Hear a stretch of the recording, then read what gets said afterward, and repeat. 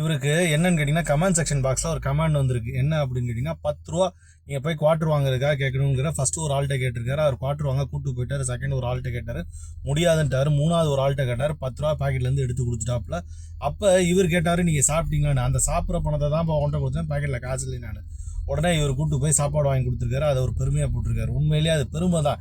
எப்படி அப்படின்னு கேட்டிங்கன்னா, கோயிலில் 1000 பேருக்கு மேலே ஒரு நாளைக்கு அன்னதானத்துலேருந்து 25 லட்சம் திருப்பதியில் ஓடிக்கிட்டு இருக்கு அப்படிங்கிறத நான் ஏகப்பட்ட வீடியோவில் சொல்லியிருக்கேன் ஒரு நாளைக்கு.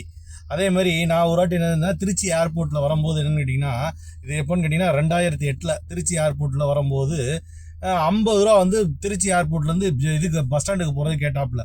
50 ரூபா கொடுக்காம பஸ்ஸில் ஏறி போயிடுவோன்னு சொல்லிட்டு போகும்போது வெளியே ஒருத்தர் வந்து ஒரு வயசானவர் பிச்சை கேட்கும் போது ஒரு 50 ரூபா நான் கொடுத்தேன்.